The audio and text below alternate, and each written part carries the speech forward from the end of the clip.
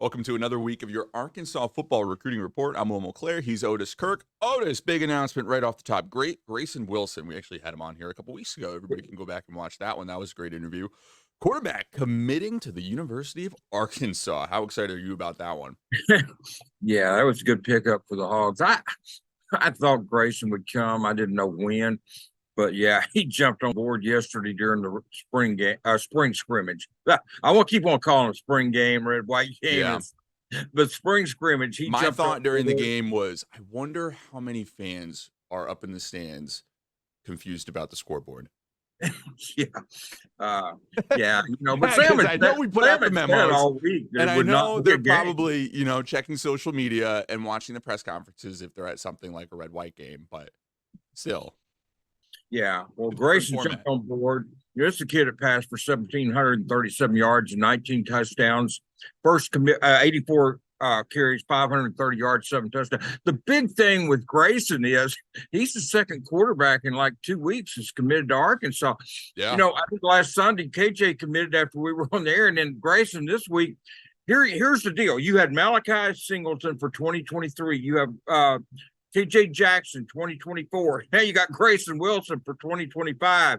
Does this mean Kane Archer's from Greenwood's on the clock for 2026? Right. I mean, Sam and Dan Enos are lining up these quarterbacks. So, you're set. It's always great to get a commitment. Well, it's always great to get a commitment. Let me just stop there. But it's always great to get a commitment from a quarterback because they're kind of the leader of the team. So you're thinking Grayson can be the leader of this 2025 class. He is the first commitment there. And so Illinois, Pittsburgh, UCA, he chose them over. This is a kid we had him on here, so people know, but he was he's a big-time baseball player, pitcher, outfielder, big-time basketball player, as a sophomore. And so, but he's probably Grayson is one of the best kept secrets in Arkansas. He plays at Central Arkansas Christian, 6'3", 185, but a lot of people still don't know how good he is, but they will find out in the next 2 years. That's really exciting stuff. That was a good pickup for Arkansas. And I'll give Dan Enos a lot of credit because they had not offered that kid till Dan came here and then got on him. And I just think I always thought they should offer him, and Dan did. So I'll give Dan Enos a lot of credit there. I mean, obviously it's a team effort. Sam Pittman, all of them recruit these guys, but Dan Enos took that step and offered this kid when he was hired, and he had not been offered previously. So that was a big move for Arkansas, a big move for Grayson. I know he wanted to go here, and it was just a matter of time. And like I say, he pulled the trigger yesterday.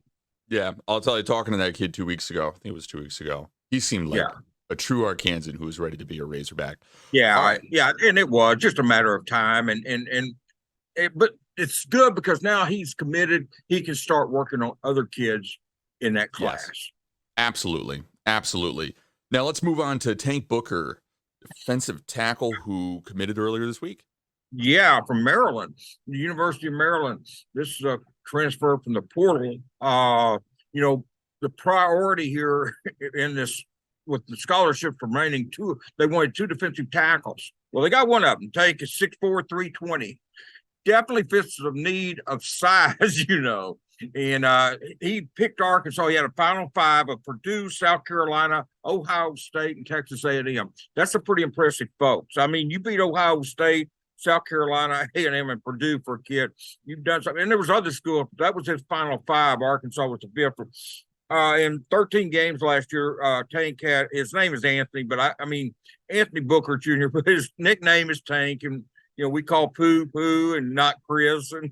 But Tank had in 13 games, Tank had 27 tackles, 17 of them were solo, 5 for loss, 2 sacks, a quarterback hurry, a pass breakup, and forced a couple of fumbles. If they can get Trill Carter from and I think they will. If they can get Trill Carter from Minnesota, and I think they will. He was here last weekend, I believe it was, for an official visit. But he's 6'2", about 300 pounds. But if you can get Trill Carter to go with Tank Booker, then you mix those guys in with Carter and Gregory and Cam Ball and those kids on the interior defensive line and all those defensive ends, then Deke Adams is really doing a good job recruiting. And And like I said, I think they'll get Trill to go with Tank. But Trill's got a couple well, he was at Texas earlier this week. He's supposed to be at Ohio State this weekend and go to Louisville and then make a decision. But they did get Tank, and that was a big pickup for them. Yeah. Was it Sam yesterday who made the joke? It's great that we have, a left tackle, but you need a right tackle. Or am I imagining that from another press conference? Yeah. Well, he's he's just you can't get too many interior defensive linemen, man. Absolutely. Or interior linemen, period. Offense, defense, you just can't get too many of them. And they were a little short there. But Sam, D, Travis, those guys have taken some steps to fix that. And it's not that the players they have, just like the next kid we're getting ready to talk about from the portal, it's not that the players they have are not good. It's just the numbers are not where they needed to be. And that was the case at defensive tackle, and we'll lead into it with the tight end. The numbers are not probably where they need to be at tight end, and that's why they're going to the portal to try and get this kid. Yeah, no, you teased it right there. Varquise Gums, North Texas transferred, offered? Yeah, freshman All-America team last year. Made a couple of them athletic and one other. I don't remember the other, but he was on the athletic all freshman All-America team. He was a redshirt freshman from Houston to Caney High School. 6'3", 230. Played in 14 games, started 6 of them. He's actually the second tight end from North Texas they've recruited. The other one went to Baylor. But Varquise is he's athletic as heck. He's 6'3", 230. Caught 34 passes, 458 yards and 5 touchdowns. You've got Luke, you've got Shamar on the way, you've got Nathan, you've got Ty Washington. And I mean, look, I like the kid from Siloam Springs, Hunter Talley. I like him a lot too, a walk-on. He caught 2 passes yesterday, and people forget that he was a quarterback out there at Siloam, a good athlete. He's a walk-on, but so was Nathan when he came here. And but I like Hunter Talley too. But they need one more there. And if they could get Varquise, Morgan Turner is one of the best. I'm not going to say Morgan Turner is one of the best tight end coaches in the country. I'm going to say he's the best. I mean, what he did at Stanford. Go, Morgan. Ain't the banner. Yeah. I mean, I'm not going to sit here and say he's one of the best. I'm going to go ahead and put the banner on him. He's the best. Well, I'm just looking at what he did at Stanford. If you're a tight end and you want to get to the league, that's the guy to play for. He proved that. You look at Luke and Luke was a 4-star recruit from Bixby, a big-time player. But I look at him from the first practice this spring till yesterday and then the previous week. There was one day this week, I believe it was, I want to say it was Tuesday. Well, maybe it was Thursday. One of those 2 days, he blew up out there. I mean, he caught a touchdown pass from Jacoby. He caught one from KJ. Luke has really been a heck of a tight end. Shamar Easter's on the way. Ty Washington, I love that kid. I mean, that 17-yard catch for a touchdown he had. I asked him about that at the press conference this week. His eyes lit up. That was a big catch for him. First catch as a Hog is a touchdown in the bowl game. And then Nathan Bax is just your steady player. And like I said, Hunter Talley, he made a couple of catches. Pretty big kid, athletic, played quarterback at Siloam. You get one more kid in there with them, you've got your numbers fixed. And that way, too, you feel various voice. Because now, look, Dan's going to play more tight ends than Kendall did. This is not to praise or criticize anybody. I'm just saying it's a known fact. Dan, he knows he's going to play more tight. He did when he was here those 3 years previously. And so he's going to play more tight ends. So you need more tight ends. And the ones they've got here are good.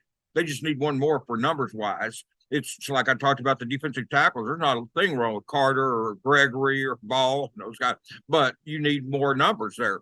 And but yeah, he would fit that bill. Since he went in the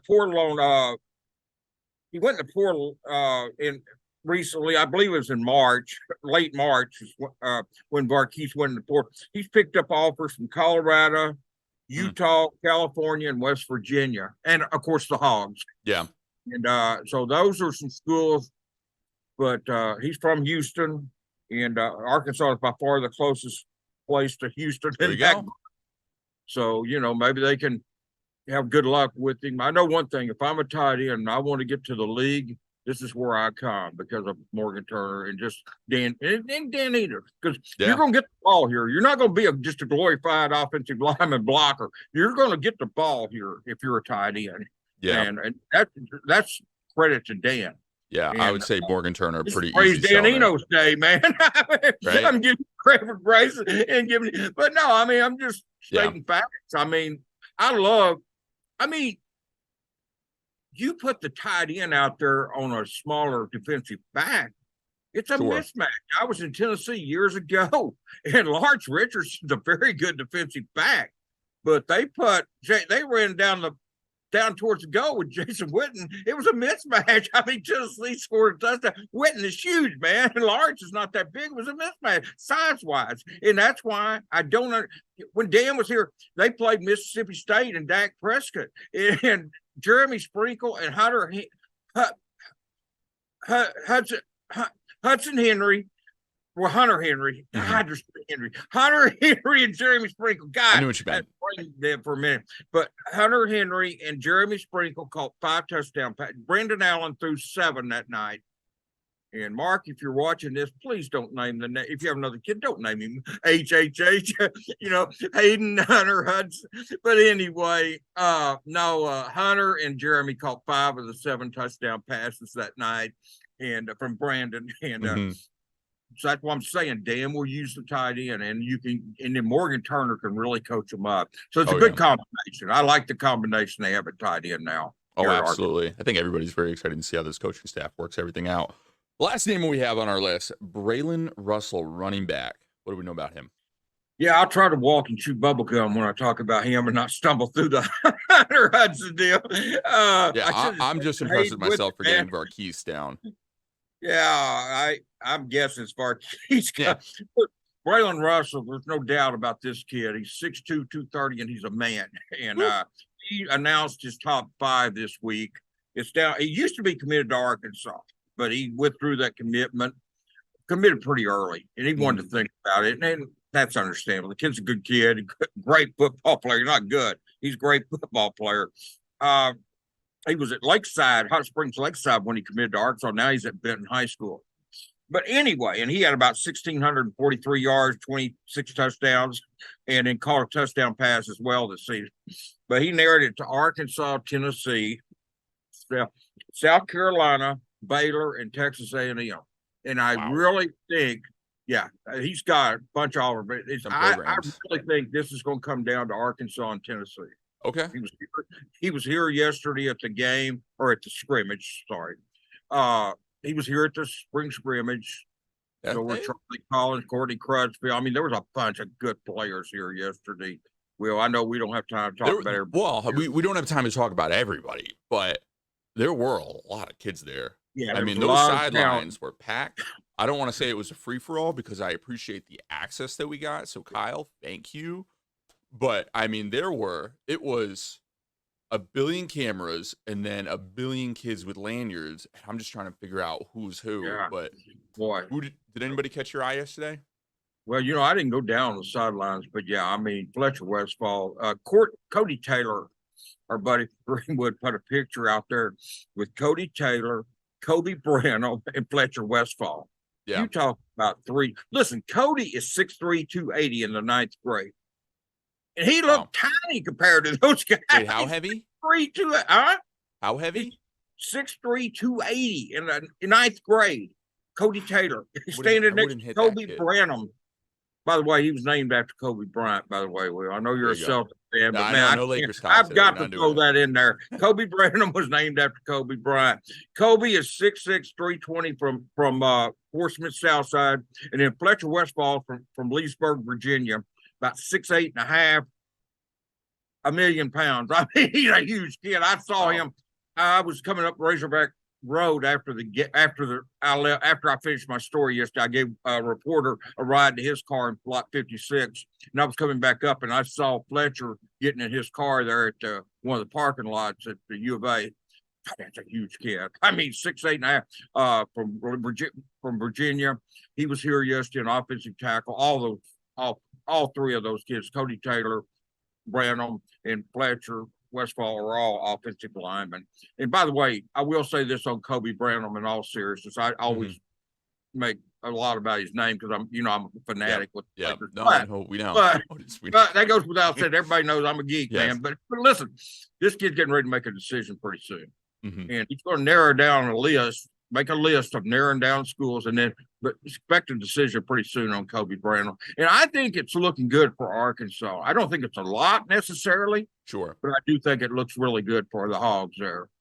Yeah. He's 2024, by the way. I need to specify that. He and Westfall are 2024. Cody is 2026, I guess. He's a ninth grader. I believe that's 2026. But the other two are 2024. So they're in the 11th grade. But these are big kids, man. I mean, I'll say the same old thing I say every week on here. It gets old, I'm sure, but I'm proud I don't have to feed those guys, man. Couldn't afford to. I'll be hitting Landy up for a raise, man, if I had to feed those kids. No, seriously. It's great to see all the kids that this coaching staff is attracting. Otis, we appreciate your time. Go watch those Lakers, man. I'm not rooting for them, but I'm rooting for you. We appreciate your time, man. And don't forget to check back in next week for another episode of the Arkansas Football Recruiting Report. Thanks, Otis. You bet. Have a good day, man. Have a good You week. too.